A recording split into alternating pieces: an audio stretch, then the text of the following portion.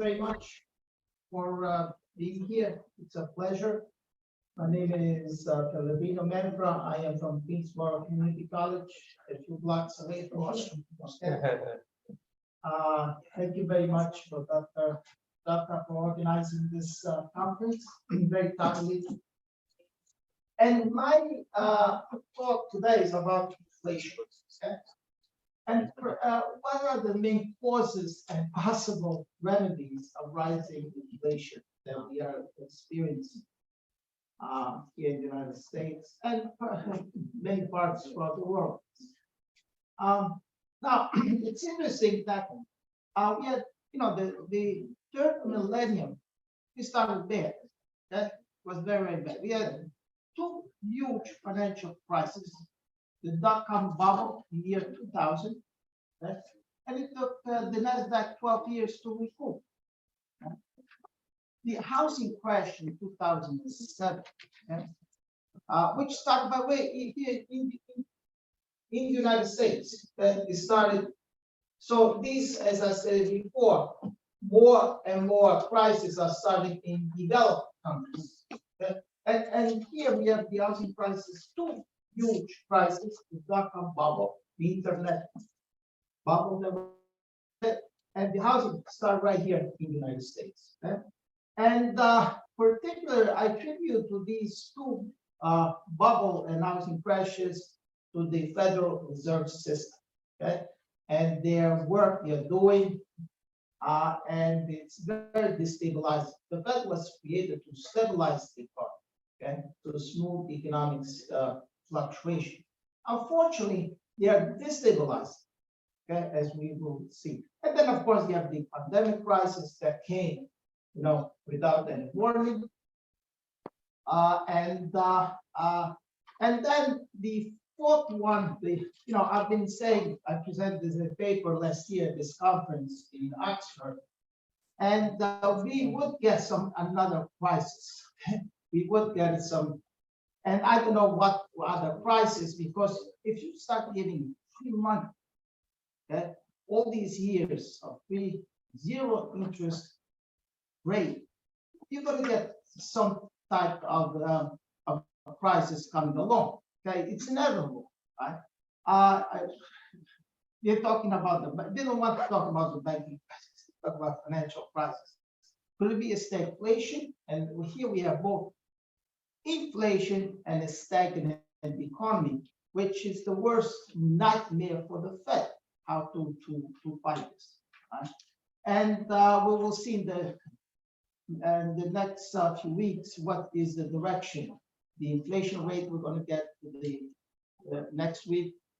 This week the inflation rate, another data. We'll see what is the direction. It was Milton Friedman saying inflation is always and everywhere a monetary phenomenon. I mean, it doesn't even need a Nobel Prize to understand this. When you print money, we're going to get inflation. Okay, so that's exactly what happened. Okay, a lot of people, they blame the Ukraine for inflation. We already started having inflation before the invasion of Ukraine. Okay? Price of oil already started for Ukraine. Right? They aggravated, become worse. Of course, you had the grain prices increased, and other commodities, but it was before the Ukraine crisis. So they try to blame everything, here in the United States, all over the world. What we have inflation? Oh, it's the corporations. The leading corporations, they increase the price of oil. Right? It's the Ukraine invasion of Ukraine. But I think it's the expansionary monetary policy that we had in the last 15 years that's creating this crisis. Now here we have some inflation data. The CPI year to year is about 6.4%. Okay, and it's been coming down from about 9% to about 6.4%. Inflation is a terrible beast to tame. Okay, they think it should be the inflation problem should have been tackled before. not after. What they say here in the United States, when the genie is out of the bottle, okay, it's difficult to put it back in. So it started with year-to-year consumer price index. That's the most widely used inflation data. And then you have the core. The core is 5.6%. The core is excluding food and energy. What kind of core CPI is that? I mean, use food you need, energy use. They try to exclude that. As a matter of fact, they were talking at CUNY, the inflation rate, our salaries, they want to link it to the core. Yeah. So they could, the lowest possible. Very true. And then what's it? Oh, it's volatile. Yeah, there's a volatile too. Right, right. So, and then you have the producer price index. That's in production. The 6%. That's in production. If you get goods in production, then we will have inflation, the producer price index. And then we have a personal consumption expenditures. We have 5.4%. That's what the Fed likes to use. Okay? The Fed likes to use the lowest possible inflation rate. Why? Because there's a lot of substitution effect, logarithmics.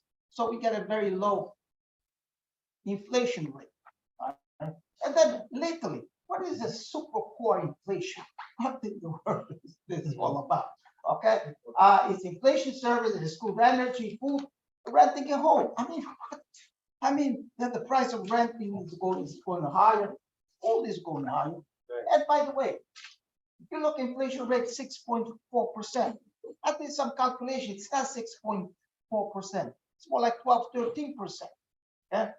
And you know what? The Bureau of Labor Statistics, they somehow, the Boston Commission, and the Boston Commission was then, oh yeah, we don't calculate the inflation rate properly.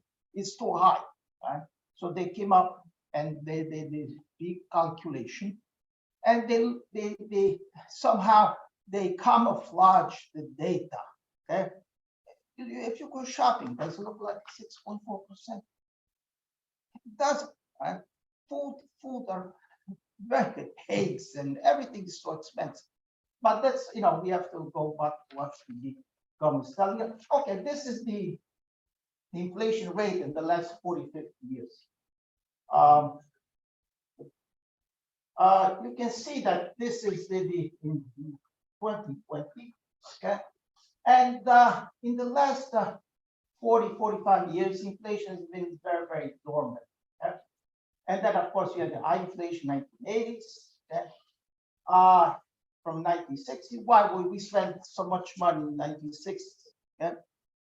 That pushed up inflation rate. We had a lot of government programs in 1960s and 70s, and that was, but right now it's last year was about 9%. If you did measure inflation rate like they did in 1980, our inflation rate would be like more like 15, 20%. They changed, okay? They changed the format, yeah? And so this it looks like it's you know, not like the 1980s or 1940s, but probably it's even worse than before. Okay, here is in the last 2 3 years, and you see inflation rate increasing. Okay, from 2020, this is the either the pandemic, from about 9% a few years ago, the last year. And then somehow it's coming down. But this is, don't put too much high hopes in this. Inflation is here to stay. You know, Powell, he says, okay, we're going to have inflation rate at 2%. 2%. In the last 40 years, they had inflation 2%, 5, 6 times. Okay, what's the probability to get 2% down to 2%? That's the goal of getting down to 2%. Here, it's in the okay, in July 2021, the Fed said there is no inflation. Okay? Inflation was running 5.5. There's no inflation. This is transitory inflation. You heard about transitory inflation, right? And instead of going down, it's going higher and higher and higher. Then in November, finally, the Fed will stop and says, no, inflation is here, we have a problem, okay? We have but this time when we reach 6.8, too little, too late, okay? As a matter of fact, he should increase interest rates back then. He didn't, okay? He waited a few more months with quantitative easing, and we got worse inflation rate. Look, and it was all the way up to 8 and 9% year after. Okay, here is our friend Powell. Okay, he's making one error after the other. Okay, as a matter of fact, they want to get rid of him in Washington. Okay, that's what's going on here. The Federal Reserve says, what is the goal? The objective here. The objective is a price stability. Okay, well, price stability is 2%. Okay, 2%. But we are not having price stability. The dollar is declining year after year. So, what price stability? Okay, and we have low unemployment. Okay, unemployment rate is low, 3.5 the other month. So Powell follows the Phillips curve. What basically is the Phillips curve all about? Okay, so what we have inflation, we have low unemployment. Low unemployment causes inflation, so we have to increase unemployment to bring down inflation. That's the bogus theory in 1960s. So right now he's trying. If we have inflation, my concern, if you have inflation, what's more? Inflation, we don't have enough goods. You have to produce more goods, okay, to bring down the price of goods, more production. So if you increase the unemployment rate, how can we bring down inflation? So he wants to lower, he wants higher unemployment. Who in the world wants higher unemployment? Only Power, right? He wants, if the unemployment rate is higher, that's good, right? So right now we have still inflation, right? And the unemployment rate. So these are going to solve the price stability and low unemployment. Probably is going to, the policy that we are initiating, right? We're going to have higher unemployment, and we're going to have inflation. Okay. So this is what the Powell said in June 2020. Not even thinking about increasing interest rates. Inflation was already increasing back then. So this thinking about thinking. I don't know if you recall that. All right. So this was another. At least you should be thinking about. These are not even thinking about. Then in 2021, inflation is transitory. Don't worry. It was 2, 3, 4, 5, 6% year, month after month, and came out. It's transitory. Don't worry about it. And then, of course, we have the pandemic. Okay? We had the worst drop in GDP, worse than the Great Depression. Okay, minus 33%. Okay, during the Great Depression, we had like 25%, and unemployment 14.7%. So this was not good. And then we have the fiscal policy. Okay? The expenditure, this is the CARES Act, about everybody receiving their checks, personal checks. This was one of the biggest program in U.S. history, okay, about this pandemic. Paycheck to the businesses, unemployment, state aid, Operation Warp Speed. They were pushing billions and billions. Over $5 trillion the government spent in less than a few months. Enormous amount of money went into these programs. So yeah, both fiscal part and look at the deficit. Okay? Record deficit 20. Right now it's about 32 trillion dollars in public debt. Now, they cannot increase interest rates with this, and this is funded by short-term paper, okay? Short-term loans. If you start increasing interest rates, this the government will go bankrupt. Okay, so for this reason, Powell will not.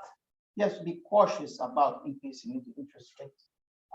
Look at this in the budget deficit. This is a percent of GDP. We started with 2010. Our last 60, we have over almost 130%. This looks like the developing countries. Okay, a lot of developing countries don't have these statistics. Okay, as a percent. Look in the last 20 years, the deficit percentage of the GDP. Here we had, yes, World War II. We had, World War II, Americans were loaning money to the governments. We had so much surplus, savings, liberty, but, they were fighting the Nazis and Japanese. So the Americans had this surplus of money, high savings rate. Okay, today we don't have that luxury anymore. Okay, but they were giving money to the government. Okay? And here is the we reached this point here, and look the projected about the now this is interesting. Look at the GDP of the debt to GDP. This is the first one is Japan here. Okay, 237. But Japan has high savings rate. Okay? They can fund it internally. Okay, we don't. Our savings rate, we are into debts in the population in the United States. Yeah, we have a lot of debt. Well, we cannot fund the national debt. And look here, then we have next. This is 106. And right now is, as I said before, it's like more than 140%. Brazil, we do worse than Brazil, worse than India, Pakistan, Mexico, Indonesia. Okay, look, this is the position of the United States. Terrible economic position. Okay, Russia is less than. Yes. And here, here, this is the damage. This is the damage. We kept interest rate at 0%. Okay, for 6-7 years. Then we started slowly increasing. And here in 2019, we had to avoid that. Why? Because the economy was crashing down. We could not handle 2.5% interest rates. And then, of course, the pandemic came. They lowered down to 0 again. But this 0 is causing a lot of damage. Look at the banks. They're looking for high yields. Where they invest in treasury security, 2.5%. Inflation rate is 4 or 5%. People don't want to keep money at in the bank, so they're taking it out. Yeah. At the bank, we have a banking crisis. Look at the interest rate, the federal funds rate. It's declining. We cannot afford to have these high interest rates of the early 80s and 90s. The best is 0% interest rates. That's what's going on. I'm running. Now, how to fight inflation? Well, you need positive interest rates. If inflation is 6 or to fight inflation, you need the interest rate have to go 7, 8%. Right now, we have a negative real interest rates, right? And what is this? It's minus 2 or 3% here. Okay? This is the inflation rate. This is the actual interest rate. So the negative real interest rates has to go above inflation, and we cannot afford. Probably the Fed has stopped increasing interest rates over there. We cannot go above 5%. This is quantitative easy. This is the Fed balance sheet. Okay? 100 years of the Fed's balance sheet was less than $1 trillion. For 100 years, okay, was less than $1 trillion. Look at this. From 2009 to today, we went from less than $1 trillion over. Right now, it's over $9 trillion. Okay? The money printing in our economy. Now, look at this. The Fed was declining from 9 trillion to about 8.5, 8.6.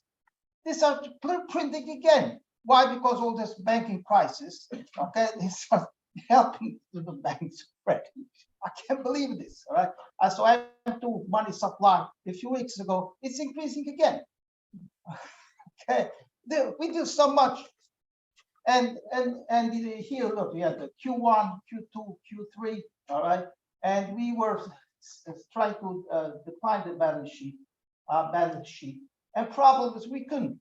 The pandemic again, we went for 4 to 8, 100% increase. I suspect we have over 9 trillion.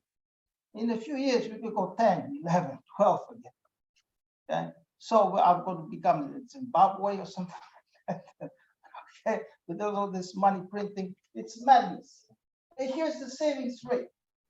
Look at our savings rate today. It's one of the lowest in the history. We've never been, okay, we have a high saving rate during the pandemic because people receiving free money. But if people receive free money, all this money, look at the saving rate from 20, 30%. People are putting all this money, business into the banks, and they were spending. Who's going to produce the stuff? Okay, there's nobody working to produce the goods we need. Okay, and so and now, okay, with so this is the inflation rate in the last years. Okay, and I think I'm finished here, and we have no free lunch. Okay, they're from Latin. We no crunch and gratis means no free lunch. Thank you, everybody. Thank you. Questions, comments, criticism. Yes.